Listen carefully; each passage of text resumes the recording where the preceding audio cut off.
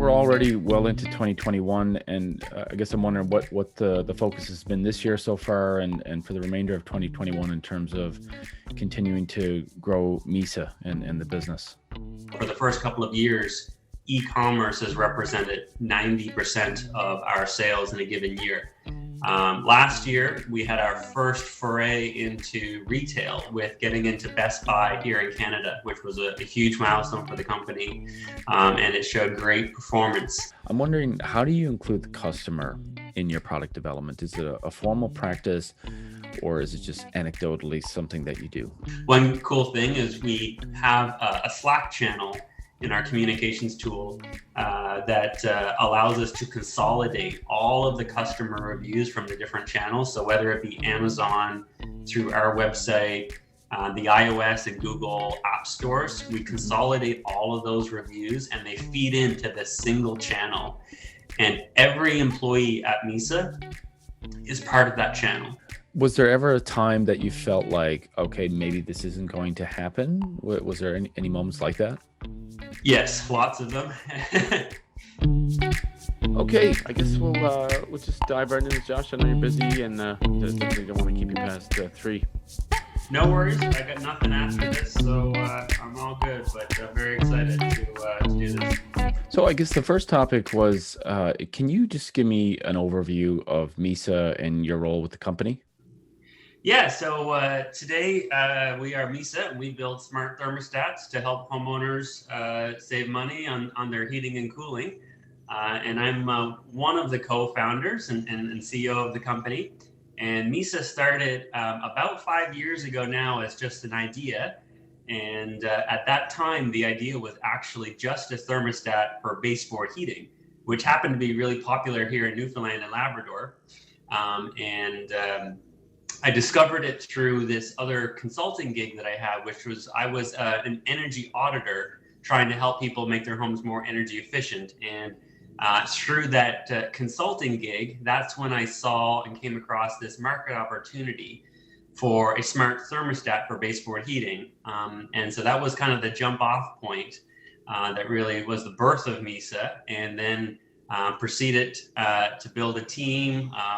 We did some pre-orders and got some investment and was able to bring the product to market, and then kind of flash forward, and we can come back to some of the stuff in between, but flash forward 5 years, we now have 75 employees here in St. John's, Newfoundland, and we've now shipped another smart thermostat for in-floor heating.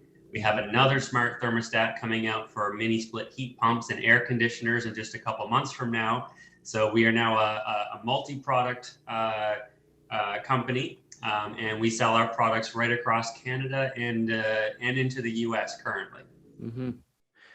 So we'll get into some of those topics a little bit deeper, but just a question to slip in here is, obviously 2020 was a unprecedented year for all of us, for many businesses, and I'm just curious what types of challenges you folks faced in 2020 and any lessons learned from that. Well, starting out, so it was right around the end of March.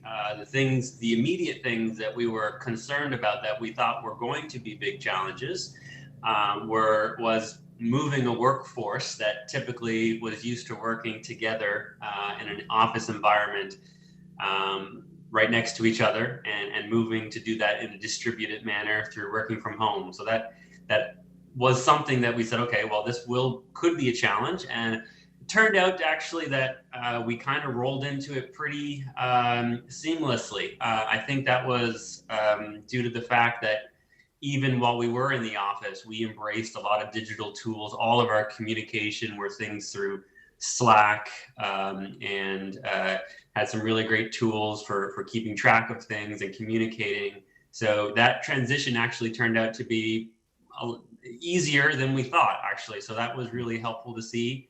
And I think also our strong work culture also helped keep relationships strong through that time. And then the other challenge for us was funding, of course, keeping the lights on. That's a business owner's number one thing, I think, that keeps them up at night about do I have enough money to pay my employees and keep everything going? Mm-hmm. And even going into 2020, we had planned to do a significant funding raise we were aiming for $10 million at that time. And when COVID struck, we had investors who we were talking to basically say, hey, we're closing our doors for the time being, the uncertainty in the market. So we were unsure how fundraising was going to happen. But thanks to some amazing existing investors that we had, plus also BDC and EDC had some amazing programs that were able to help us raise the funding that we needed, and we met our fundraising goal, which was a big thing. So those were the two biggest ones on my mind from a business owner's perspective, was can my team work and still be productive together in this new working environment, and making sure that we had the funds to keep things going. We're lucky in our industry of thermostats. It seemed like through the pandemic, while people were not being able to take trips and go on travel and that kind of stuff, I think we were riding a tailwind of people investing in their homes. And so we had that at our back. And so our sales were not affected too much from COVID, which was really great. And so we were able to still see significant sales growth through 2020. Mm-hmm. How about supply chain? I don't know a ton about the way your business works in that way, but I'm just curious if supply chain was a challenge in 2020. It actually, believe it or not, it wasn't. And so, I mean, I think it's a factor of a couple things. One, we were probably just lucky. We had just finished a production run. So our manufacturer and supply chain is mostly in China. And we had just finished a major production run there before the virus started becoming widespread and shutting things down in China. So that was just dumb luck that the production timelines were good there. But then also our supply chain and our operations team are really strong people, and they're always about risk mitigation. And so they identified potential risks really early, and we took some steps to issue purchase orders more in advance of what we typically would. So just trying to eliminate some of the risk there. And by the time we were ready to start production again, luckily things had settled down a lot more in China, and the supply chain capacity there had pretty much gotten right back up to 100%. So again, it was a little bit of luck for us, but also an amazing supply chain team who did take some good risk mitigation strategies and steps. Mm-hmm. So we're already well into 2021, and I guess I'm wondering what the focus has been this year so far, and for the remainder of 2021 in terms of continuing to grow Misa and the business. Yeah, so the biggest thing for Misa in 2021 is the launch of our new product called Misa for air conditioners, and also works with mini split heat pumps. We were striving to try and launch it last year, but in the face of so many things, it slowed us down a little bit. And so we're launching that product now in May of this year. And it's probably one of the more difficult products that Misa's ever built. There's a lot of complexities to it, but we know that there's a huge market for it.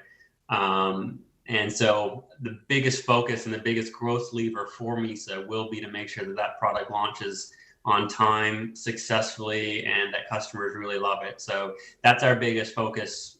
All 75 people are contributing in some shape or form to another to making that product a success. That's the biggest thing for us, but also diversifying our sales channels. So when Misa first got started, and this was part of our intentional strategy, we did a very direct-to-consumer e-commerce focus. And we did that for a couple of reasons. A, it allowed us to be really close to our customers and have conversations with them.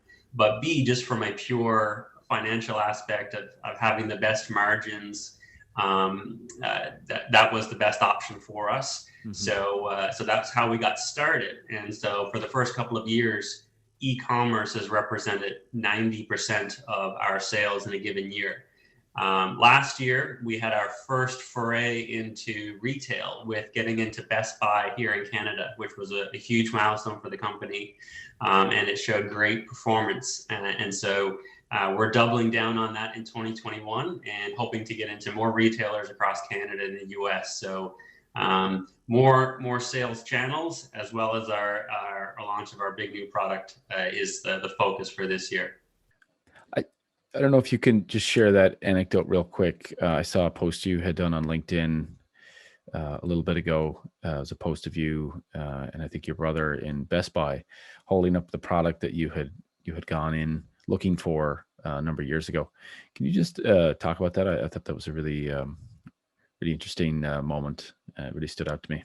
I do, and really, so I mentioned back at the beginning about the energy audits. So at that time, not knowing about smart thermostats, I had customers of these energy audits saying, "Hey, can you go find me a smart thermostat for baseboard heaters?" And so I did Googling online, but I also remember distinctly walking into Best Buy.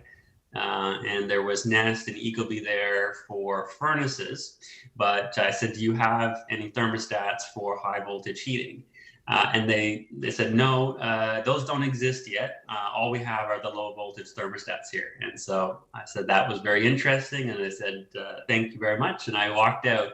And it was so then it was a whole 4 years later from that conversation and trip into Best Buy that my co-founder and I, Zach, we were able to walk into Best Buy here in St. John's, here in our hometown, and actually see Best Buy, our Misa on the shelves at Best Buy. Mm-hmm. So that was a pretty coming full circle moment for us. And yeah, I mean, so at this point we had already sold 100,000 units, and so it was great. But for some reason, just seeing that come full circle was just like really special moment, I think, for us. Mm-hmm.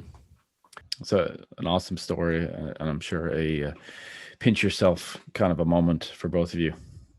And because it's the realization that it's not just the Best Buy here in St. John's, it's all of the Best Buys nationwide where baseboard heating is popular. We are now in stock, which is just amazing to think about, from coast to coast, right out to British Columbia, which is one of our biggest markets. Mm-hmm. All the Best Buys out there have Misa on the shelves. There's pretty cool to think about.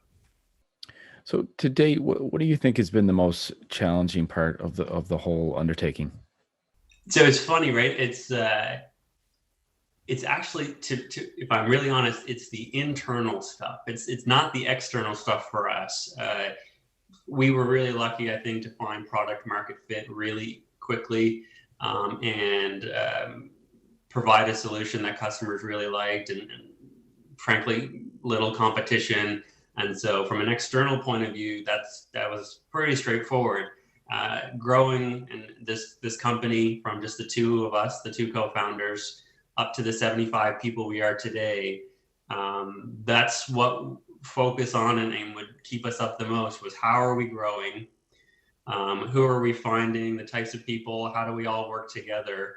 And there's so much to unpack there, but I will just say in general, just growing the team and growing how we all work together is the most challenging. Mm-hmm.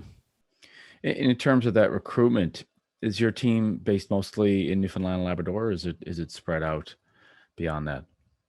Yeah, so I mean, it was not necessarily intentional, but when we put up job postings and job ads, there's a ton of talent here in Newfoundland and Labrador. So that was really just the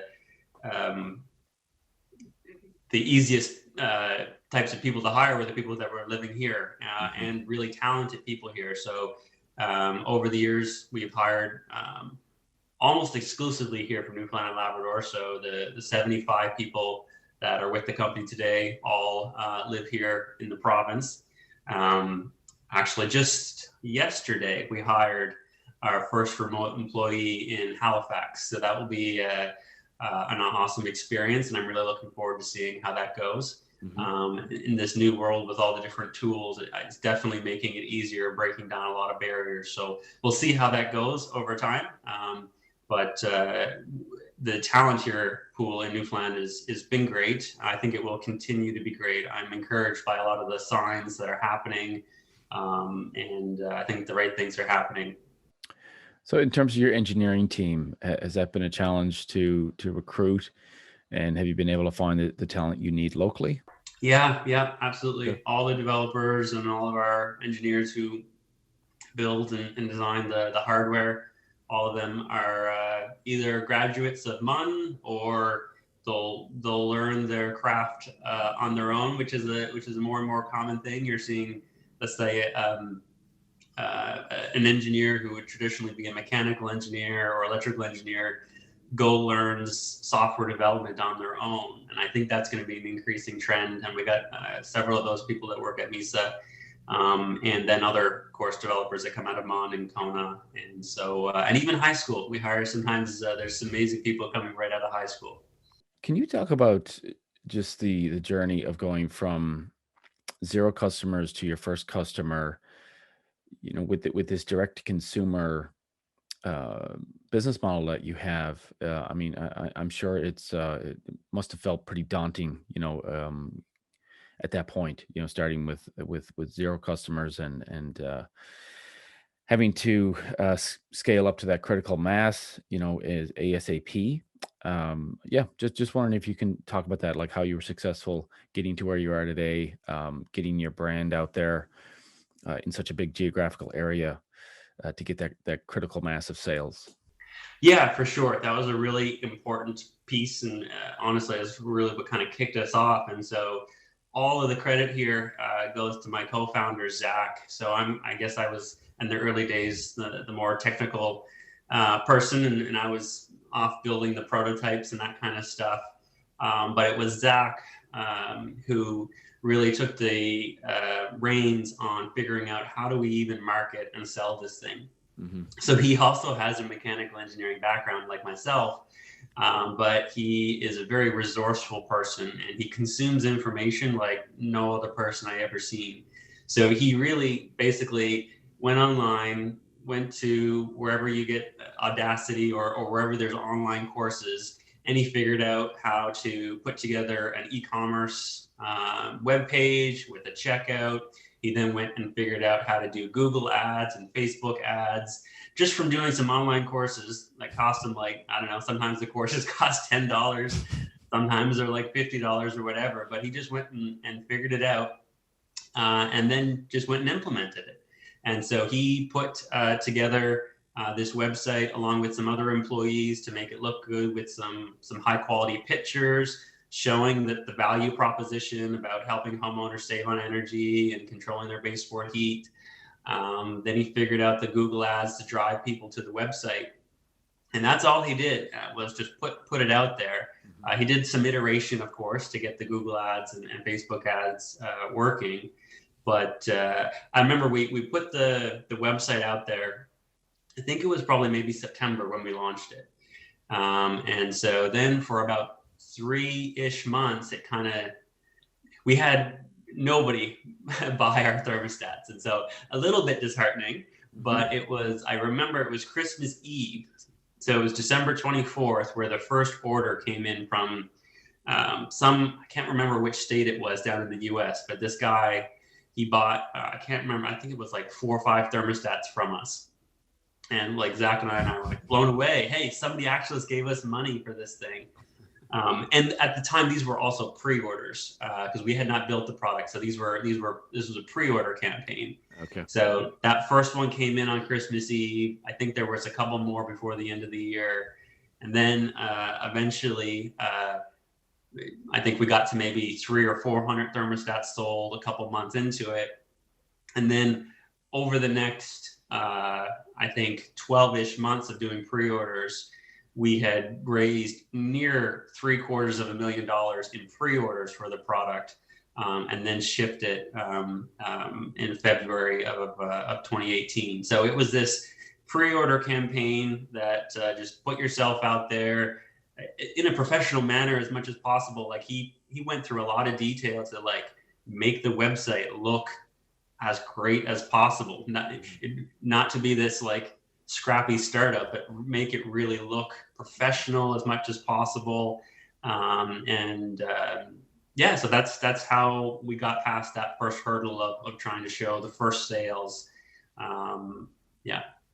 That's great to know in terms of Zach's role with that, and that's a conversation I'd love to have with him, just to dig deeper in on those topics.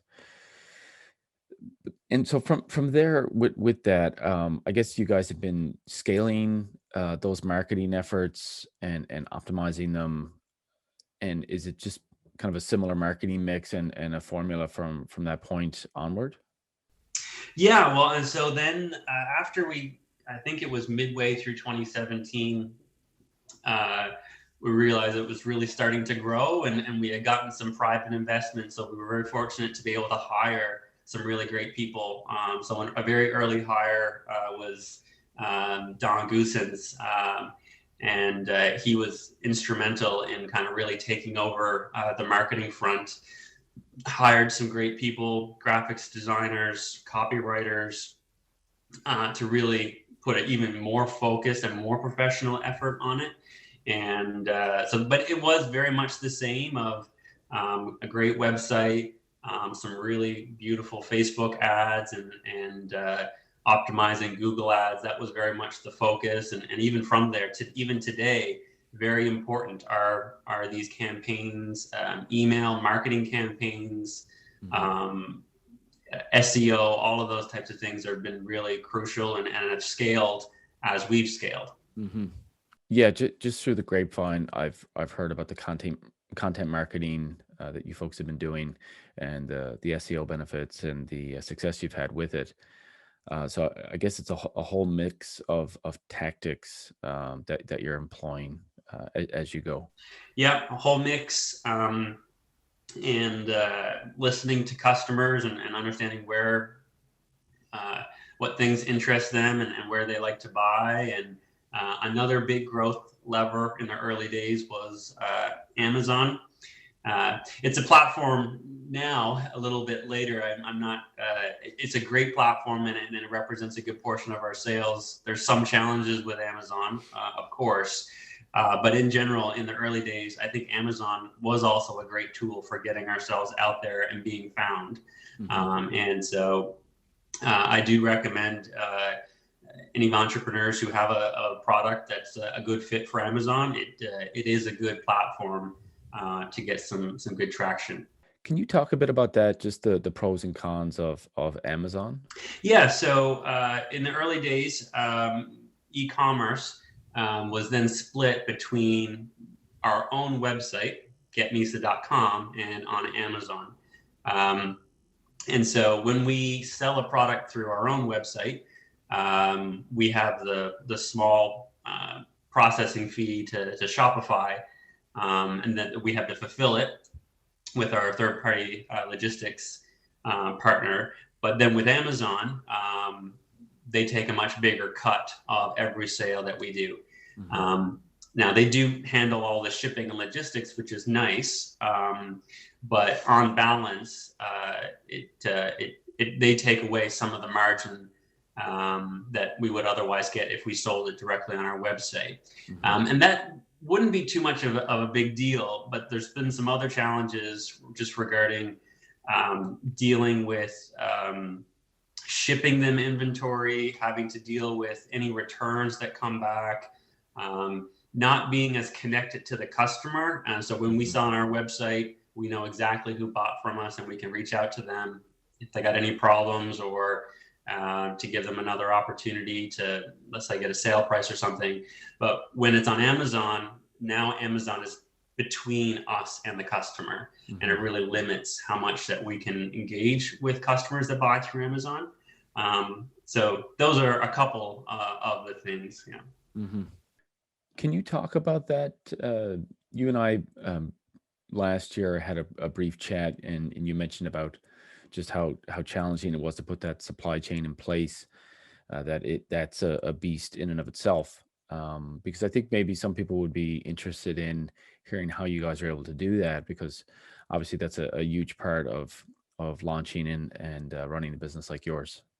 Absolutely. And, it's the same story of this was really credit to Zach here. And again, Zach not knowing anything about supply chain, Hmm. and it's funny, literally, Zach, okay, let's figure out how to manufacture these things and then ship them to customers.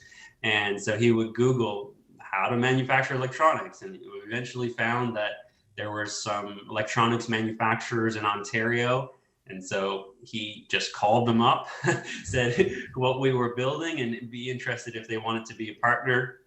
And so I remember he lined up 4 meetings with 4 different manufacturers in Ontario. And so we just flew up, just the two of us, and went to these manufacturing facilities and told them what we were building. And I think they were at least impressed that we had amassed at this point thousands of pre-orders. So we did have some credibility in that we had pre-orders for a product, Hmm. but it was still just kind of like two. So Zach and I were brothers, so just two brothers showing up and saying, "Hey, we want to build thousands of these thermostats here. Do you want to work with us?" And so Zach kind of spearheaded that effort, and then we also found some third-party logistics partners and opportunities where the inventory would be stored in their warehouse, and then when an order comes in through our website, it just automatically flows through and they fulfill and ship the order to customers either through a Canada Post or something like that. Hmm. So that whole piece of the manufacturer and the third party logistics, um, just Google and reach out to them and set up meetings, and that's really all it was. And now it's a grown and matured from there. Hmm. After producing the first ones in Ontario, we have moved the manufacturing to China. And also our third party logistics has matured and as things got more complex. But so, I mean, if there's a story here, it's just like nothing is too complicated or daunting. And even if it may like seem daunting, it's just like, just start at it. And Hmm. I mean, I guess the good thing now, I will say that there were a couple people here in St. John's that actually were helpful that we met with early on. Morris Tuff, he's part of Lemur Motors, Blue Driver. He met with Zach and I and gave us some advice, and he had already gone through this, how to produce a device. So that was helpful.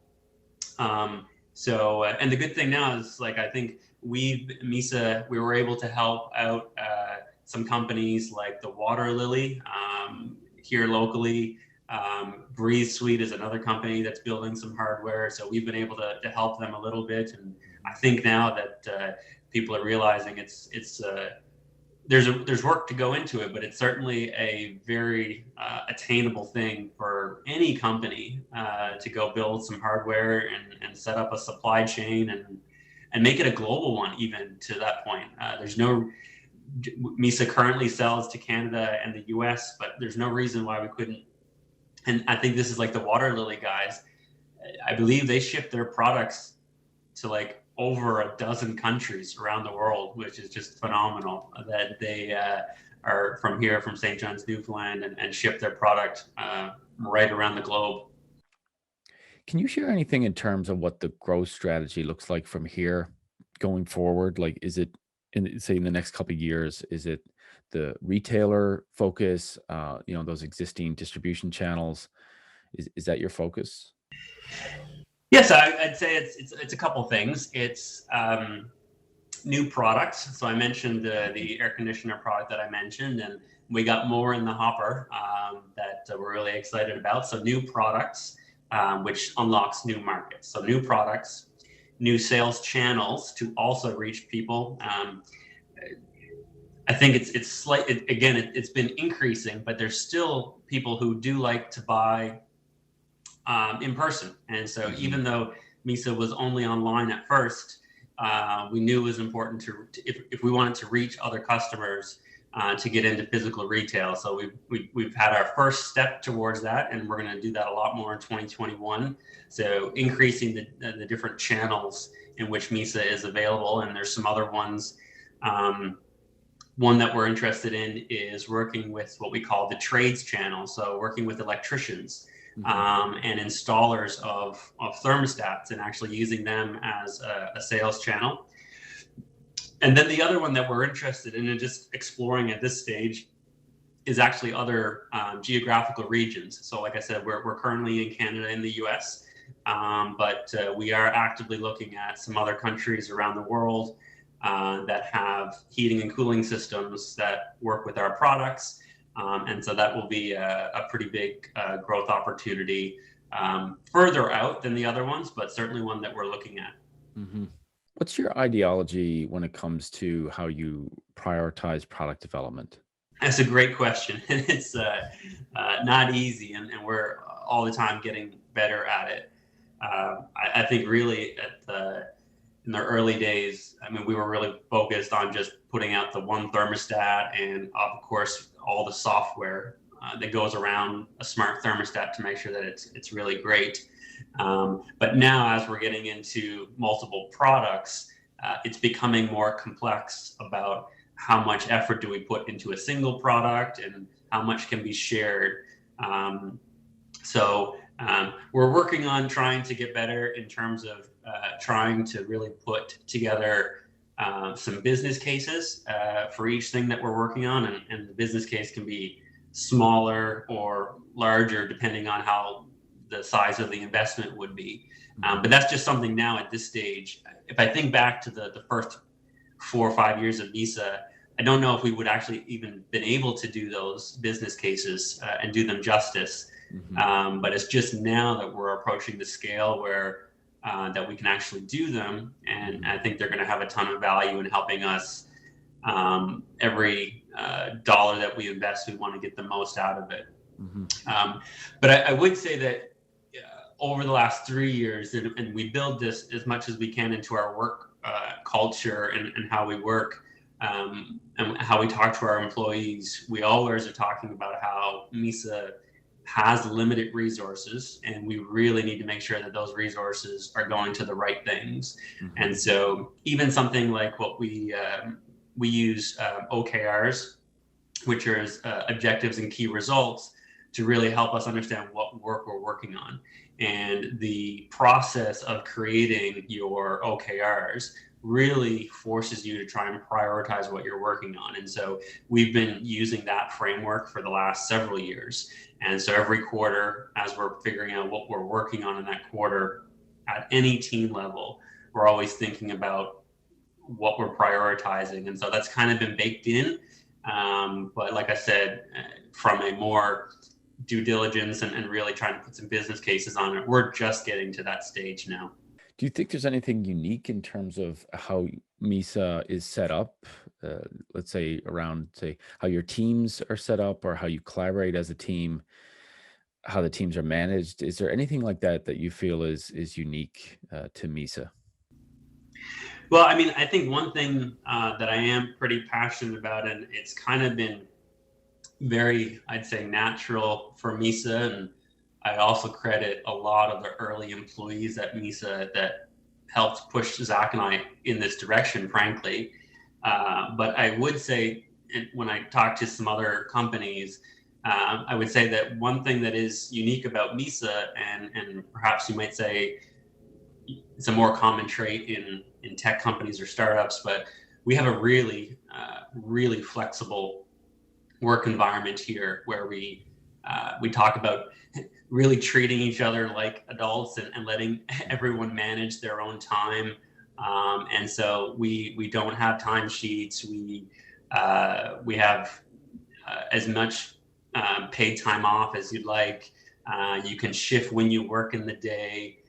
Even before COVID, where you work, also people were working from coffee shops even before COVID was a thing, or working from home. So I think that is something that is, I think, really been actually very beneficial to us. It has helped us attract a lot of great people. I'd say it even helped those people be really productive, giving them the flexibility to, if they got kids or other commitments, to be able to go do that when they need to, and then focus on work when they need to. I really just think it's a great way of working, and I would encourage other employees to really embrace that work model. Mm-hmm. In terms of yourself, what's your focus these days as a leader? What's your sort of day-to-day role in the business these days? So I'd say number one, and so I guess in the really early days, it was that more co-founder ish. What was the product, and get it to customers, and what is the product going to look like? But after that co-founder stage, and then really, I'd say embracing the role of CEO, my number one focus, and to this day, is the actual company itself and the team, and make sure that we are growing the internal team as much as possible and working together as effectively as possible. And I'd say at least 50% of my brain capacity is focused on that in a given day. And then the rest of it on the actual business strategy and tactics at that point. But I'd say the biggest singular focus again is within the company itself. And we got an amazing team then that brings it all together. Hmm. And long term, say in the next 5 to 10 years, what do you think that looks like for Misa? It's a great question, and I guess a way to answer it is kind of tell a little bit about like why we exist as a company, which is to do our part to fight climate change is why we exist as a company. And today we build smart thermostats to help homeowners save on energy costs, as contributing to lower their environmental footprint. Hmm. And we really want to keep doing that and actually do it at a much larger scale. And so some of the things that are a little bit further out that we see a lot of opportunity in is actually working really closely with electric utilities as well, because we see this trend happening of we need to electrify our grids as much as possible and our entire energy systems. And so moving to renewable energies, moving to things like electric vehicles, moving all heating. Like today, there's a lot of homes still heated with oil and natural gas. Long term, seeing those all switch over to being fully electric. And so long term, Misa really wants to be a big force in trying to make this electrified world happen. And with our focus on heating and cooling, that's where we're going to play. But yeah, I think we see a lot of opportunity working with homeowners and utilities to really embrace this future where we have this fully electric grid system serving all our needs and doing it in a way that is sustainable to the earth. And how do you see Misa in terms of, say, structure? Is it continuing as an independent business, or are things like partnerships and mergers? Are those the kinds of approaches in the future you guys are thinking about? Yeah, I think we are. And even for the sole fact alone of if there's a partnership out there that would allow us to accelerate the scale and scope of our impact, that's really important. And I say this to our employees a lot, is that we are in a climate emergency. Like there's not a ton of time to wait here, and so there is a bit of urgency. And so if there was ever an opportunity to work with other partners that would allow us to accelerate our impact, we would love to be able to do something like that. I've just got a question I meant to ask earlier in terms of product development. I'm wondering, how do you include the customer in your product development? Is it a formal practice, or is it just anecdotally something that you do? No, it's really important. And so there's a couple different avenues in which we do that. One thing that I think is kind of cool is we really leverage customer reviews a lot. And so the great thing about our product, and then I think this is another great thing about the Amazon platform, is that customer reviews are so integral to the Amazon platform. I don't know about you, but if you bought any products off of Amazon, you're looking at the customer reviews, how many stars, how many reviews are there. And customers write in just so much gold information about how to improve the product. And so not only reading the 5 and 4-star reviews and what improvements are there, but even the people who are giving us 1 and 2-star reviews, why are they giving us a poor review, and what can we do to better improve that? And so one cool thing is we have a Slack channel in our communications tool that allows us to consolidate all of the customer reviews from the different channels. So whether it be Amazon, through our website, the iOS and Google app stores, we consolidate all of those reviews and they feed into this single channel. And every employee at Misa is part of that channel. And so they are seeing in real time customer reviews coming in. And so depending on the time of the year, there might be anywhere from 5 to as many as 30 reviews come in on a single day. And so I think everyone's seeing that customer feedback in real time. It really makes it clear about, okay, we do this really well. This area over here needs improvement and we need to focus there. So that's really just leveraging customer reviews has been super impactful and help us prioritizing what we're working on. That's really cool. I can certainly see how you get the like straight honesty from the masses with an approach like that. Yeah, I mean, and so we do as well from time to time have conversations with customers, either with phone or chat or email or whatever. But I would say that I think people in reviews, there's like, they don't hold back. No. If you're in a conversation with somebody, you might say, oh, well, it's okay. And I don't, but Right. I think in a review, like you get the honest, brutal truth. And that is actually really important. It's like having 30 or 50 people in a focus group every day. Yeah, it's kind absolutely. Of which is pretty cool. Yeah. And what is really cool about it is on the flip side, not only on where you can improve, but when you do improve something, like, so if you focus on a particular thing that you go spend a ton of effort working on, then you release it. And then seeing subsequent reviews saying that the thing that was broken is now fixed or is improved. Like that just, again, it completes the whole circle. And it's like, I think really satisfying and motivating to the folks that are actually working on solving those issues and problems. And how about competitors? Have you started to see competitors popping up?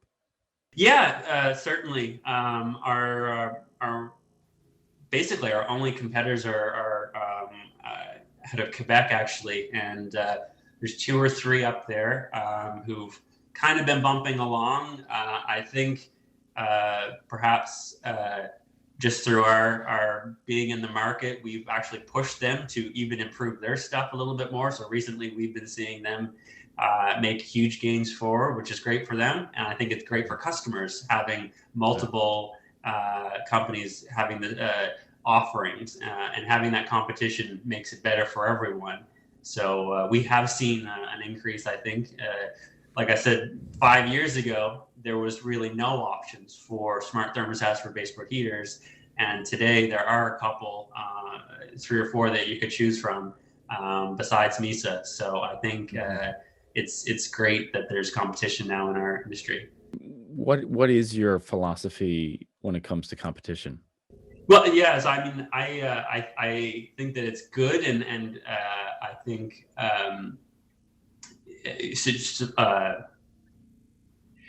like, don't think of them as like the enemy at all. It's like they are just like us. They're a company trying to make a go of it, and I hope that they do well, and I think they'll do something great and we'll do something great, and it kind of goes back and forth. Yeah, I mean, focus on the customers is very important. So I'd say we spend a much smaller amount of time thinking about the competition and more time thinking about the customers. But I certainly have like I said, they're not the enemies. They're just companies just like us. So yeah. Yeah, you see that in terms of companies that seem to get caught up in watching their competition, trying to predict what they're going to be doing or copy it. But yeah, I'm with you. I think the focus should be on your customers, and I think ultimately, if you do that, that kind of is the best way of predicting the future. And it's also about making an impact, right? So like uh, the more people buy smart thermostats, to my mind, Mm-hmm. the more energy savings that there will be. Mm-hmm. And so, as long as the industry is not having people install manual thermostats and they're just leaving them on and burning lots of electricity and wasting, that's bad. The more people that we can have buy smart thermostats, the better. So I think of it as the whole industry winning together. Just going back to what we talked about at the beginning, why do you think there was nobody doing this? Is baseboard heaters more of a Canadian thing or an East Coast thing? I guess I'm wondering if you guys understand why there was a gap there. Yeah, that's a great question. Um, so in Canada, so I'll start here in Newfoundland. It's about 3/4 of the homes here in Newfoundland Labrador have electric heating. So it's super popular. And it's funny, Zach was saying to somebody yesterday, I've never lived in a house that didn't have baseboard heating. Yeah, likewise. Yeah. So it's very, I guess, popular and known to us here. Mm-hmm. You look broader in nationwide in Canada, that number drops down to only a third. 1/3 of homes in Canada have baseboard heating. Mm. And then when you look and combine the US market and the Canada market, so now it's in total, the two countries, it's actually only 1 in 10 homes. Mm. So now we're down to 10% versus the nearly 3/4 that are here in Newfoundland and Labrador. So it is a smaller market than the traditional furnace-based thermostat market. Mm-hmm. And then, so I think that's why that the focus of some of the bigger players that came before us, you think of the Google Nest, Ecobee thermostats, they focused on the larger portion of the thermostat market. And they've been expanding in building that out solution, but also expanding into other smart home solutions. And so you think about Nest, they have thermostats, but they also have cameras and a whole host of other smart home products, and not necessarily focused on all the other types of thermostats that are out there. Right. And so that's really where we saw an opportunity was there are lots of other thermostats out there. So we built the baseboard thermostat, which was our first product. The same thing happened with electric in-floor heating. There was no smart thermostats available for that type of category of thermostat. So we built a thermostat for that. And now the same thing again with our air conditioning and mini split heat pumps. Nest, Ecobee, they don't work with those types. So we're finding these types of thermostats that are not as popular, but now what we're finding in aggregate, when we have all these different product lines, we are nearly, if not bigger than the rest of the market. So it's been an interesting journey, and I think it got missed, but I think luckily for us, it did get missed. Again, it's wild. I guess you look back on it to think it was just a couple brothers that saw the gap, moved on it.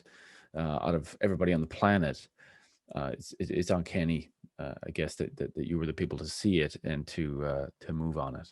Yeah, I totally. I mean, again, I think it's a little bit of luck. So I'm from here, from Newfoundland and Labrador, born here in St. John's, but I lived in Halifax for 10 years. I did my engineering degree there. And I often think back to after graduation, if I had stayed in Nova Scotia, where baseboard heating is less popular, it's probably on the order of only like 20% of the homes there or less. If I had stayed in Nova Scotia, I don't think I would have seen this opportunity for smart thermostats for baseboard heating. But I certainly could have stayed there, and it was just kind of happen chance that I moved back to Newfoundland, where there happened to be baseboard heaters here, very prevalent. So a lot of it comes down to the right place at the right time. I guess initially getting that initial traction and what was around that, I'd say that regional trend around baseboard heaters. But now I guess for long-term success, it sounds like what you're saying is that there's tertiary heating types and products that also is sort of coming together. These aggregate, these markets they're small on their own, but when you aggregate them, it's creating now this sort of substantial market, I guess, for you guys to develop and to grow on. Is that correct? Yeah, absolutely. Hmm.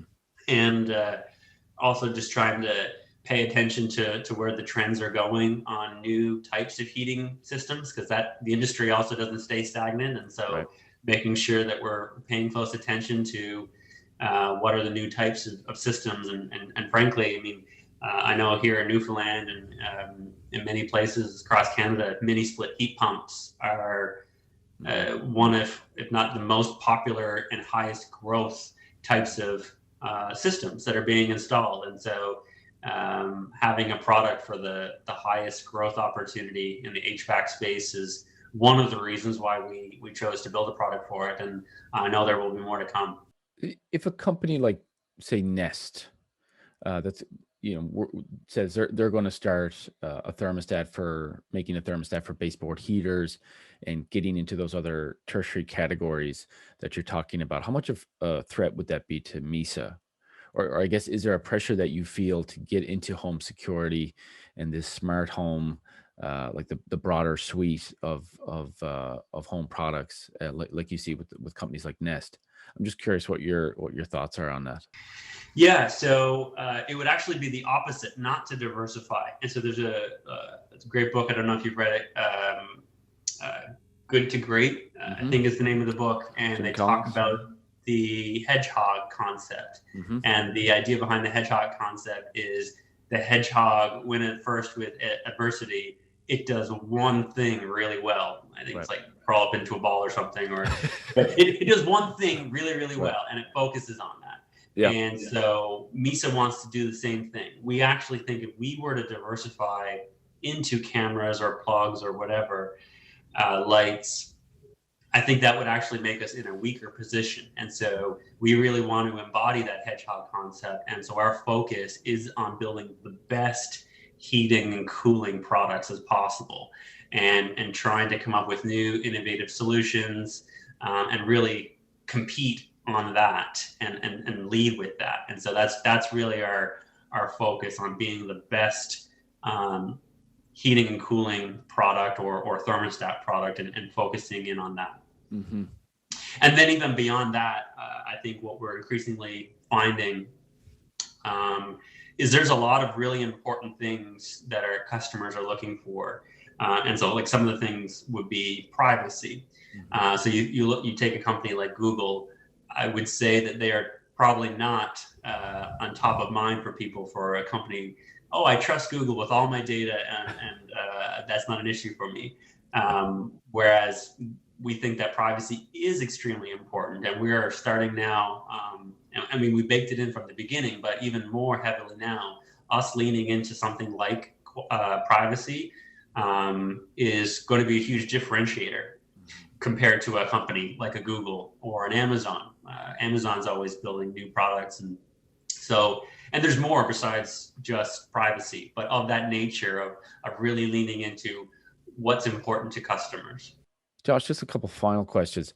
The first would be, what would be your advice to someone else that's trying to start a business like yours, that involves uh, B2C markets and going outside of the province, maybe to even different countries to sell the product? Um, just based on everything you've done and learned so far, what would be your advice to someone like that? Yeah, well, so I mean, uh, so would this be for advice for somebody who's already got an idea, and they're kind of already out there, or? Yeah, I guess it would be somebody with an idea that's wanting now to make a go of it. Yeah, so I'd say just do it, and get on with it, and try it. Hmm. There's no need to really like super analyze something, and like do these massive risk adjusted spreadsheets to understand if it's a good business idea or something. Like, forget that. I think just go do it, because in doing, I think that's when you learn. You're going to do stuff, it's gonna fail, and then you're gonna learn from it. You're gonna iterate and do something else. So, although this is I am realizing this is my personality, and so like think about the personality wheel. I do know that I am that kind of person who likes risk and pioneers, and so I am the person just to jump into things. Now I know there's other personalities out there, and all can be successful in entrepreneurship, but that's my attitude towards it, is just really dive into it, try things, learn, fail, then learn, then do more things. So just really getting out there and do it is probably the biggest piece of advice. And then definitely it's persevering, because it's going to be a long time, and it's way longer than people think. I think, to get things going, and how much harder it is. So the amount of setbacks that you're going to have, that we had so many setbacks, but you're going to have those, and persevering through those is really important. Was there ever a time that you felt like, okay, maybe this isn't going to happen? Was there any moments like that? Yes, lots of them. Really close. And so I guess what got me through was, first and foremost, a great business partner and co-founder. Having somebody who's there in the thick and thin with you is so critical. At least for me, it was. If I didn't have somebody like Zach to help me get through those hard times, and likewise, because I think sometimes when I would be down, he would be up, and he would help me, and then vice versa. So I think having a really great business partner to pull you through is important. And then also great family support, and my girlfriend, who's now my wife, support from those people are also crucial to get through those pretty bad times, because there's lots of them, lots of setbacks. So final question is just to talk about the road ahead. We don't know what the future holds, and with all businesses, whether it's your type of business or whatever type of business it might be, it really is an uncertain time. It's a very challenging time, and I'm just wondering if there's any overall business advice that you would have, like if you had the business community in front of you. What would your advice be as we go forward? So I think while it's very important to have a long-term vision, and you need to have that, and you need to have a long-term goal, and you can't be flip-flopping all over the place, because that also gets you nowhere. However, I do think it is really important to be agile and being able to move and adjust when needed. Mm-hmm. And that is sometimes difficult for companies. But I think in this world that we are finding that is very tumultuous, and things are coming at you really fast, I think the thing that really make a difference are those businesses and those entrepreneurs that are able to embrace that change, understand it, adjust quickly, and move on. I think that's going to be really important in 2021 and the years that come forward, to really be agile. Cool. All right, Josh, that's 60 minutes, my friend. Wow, didn't feel like it. That was awesome. Great chatting with you. Yeah, you too, man. I appreciate your time and just being able to dig into Misa a little bit, and to hear your story. It's something that I've been watching, and just really cool to hear from you on it, and understand some of the high points and some of the, I'll say, low points, that you went through. It's part of our ecosystem that we have here, is that everybody wants to help and inspire people, and so I think this is a great avenue to do that. So thank you for having me. Yeah, it was an absolute pleasure, and really wish you guys the best in the coming days as you grow your business and execute the plans that you've got on the go. So yeah, really enjoyed the chat as well, and wish you all the best, you and the team. Thanks, man. Okay, man. Take care. Have a good one. You too. Okay. Bye-bye.